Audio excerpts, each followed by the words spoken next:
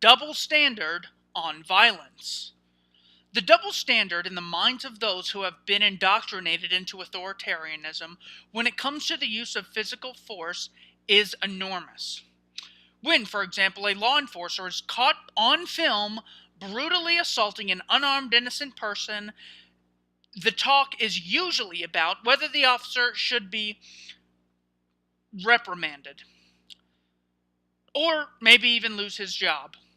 If, on the other hand, some citizen assaults a police officer, nearly everyone will enthusiastically demand, without even wondering or asking why the person did it, that the person be caged for many years.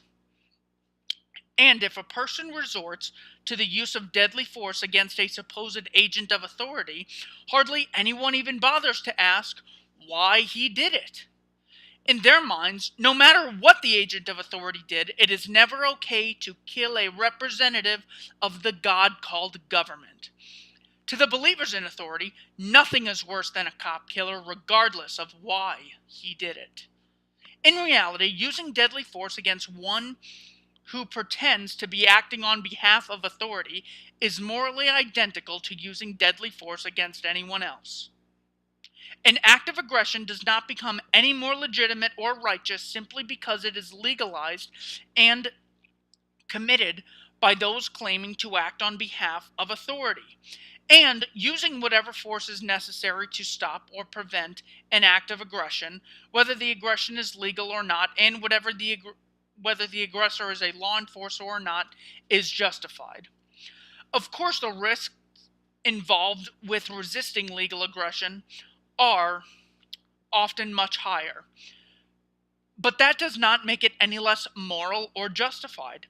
Many of the reasons now used by law enforcers to forcibly take people captive, such as engaging in peaceful public demonstrations without a permit, or photographing law enforcers or government buildings, or not submitting to random stops and questioning by law enforcers, have no shred of justification when viewed without the authority myth. As such, resisting such fascist thuggery, even if it requires deadly force to do so, is morally justified, albeit extremely dangerous. But most people are literally incapable of even considering such an idea.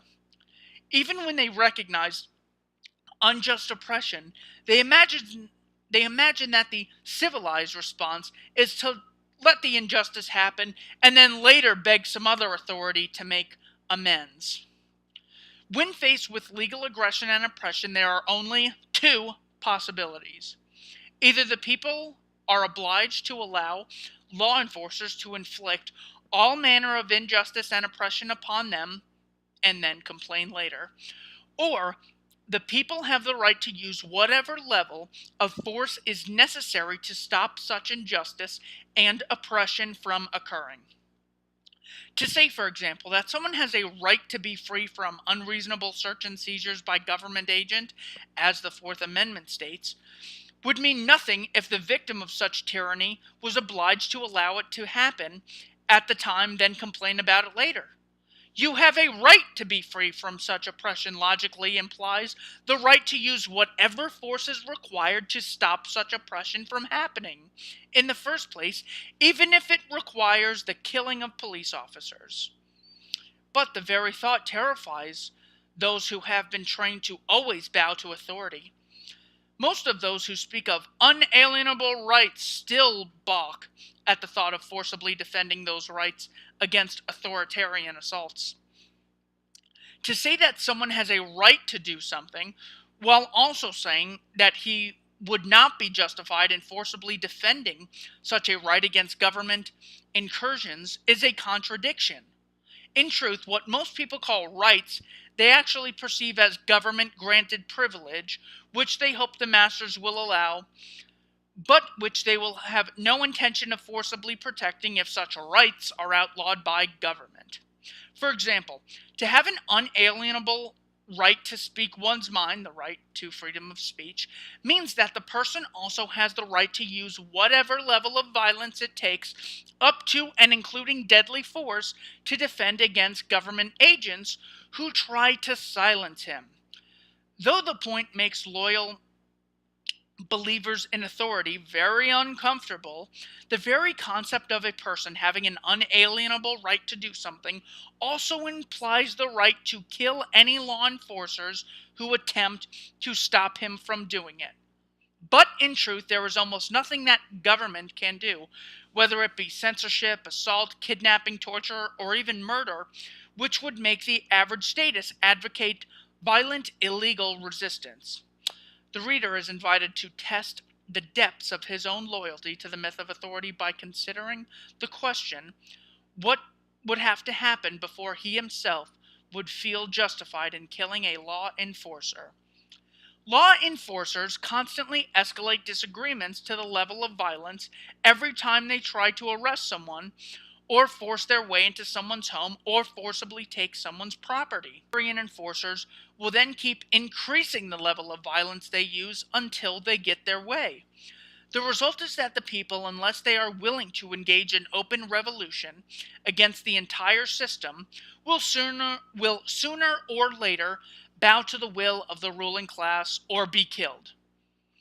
And though the mercenaries of the state are always using force or the threat of force to subdue and subjugate average people, the moment their intended victims respond to violence with violence, most spectators will instantly identify the victim of aggression, the one who used force only to defend against an attack, as the bad guy. This glaring double standard, the idea that it's okay for authority to commit violent acts of aggression on a regular basis, but horribly evil for the common folk to ever respond with defensive violence, shows how drastically the belief in authority can warp people's perception of reality. Ironically, in considering other places and other times, almost everyone accepts that even praises the use of illegal violence, including deadly force, against agents of government. Few people will still insist that the Jews who lived in 1940 Germany should have continued to try to work within the system by voting and petitioning the Third Reich for justice. Instead, those who illegally hid, ran away, or even forcibly resisted, as occurred in the Warsaw Ghetto, are now seen by almost everyone as having been justified in doing so, even though they were technically criminals, lawbreakers, and even cop killers. But authoritarians in their own time and in their own country not only continue to condemn any who illegally try to avoid or resist oppression, but cheerfully gloat over the suffering of people when they are punished by government. To delight in a tax cheat being punished, for example, as many Americans do, is akin to a slave taking pleasure in the whipping of a fellow slave who tried to escape. There may be an aspect of simple envy in this, a feeling that if one subject has been victimized, it is not fair that another escape such suffering.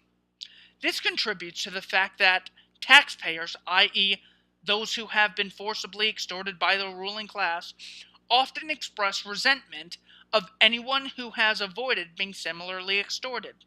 Oddly, the victims of legal robbery often imagine themselves to be virtuous for having been robbed and look down on those who, for whatever reason, have not been robbed.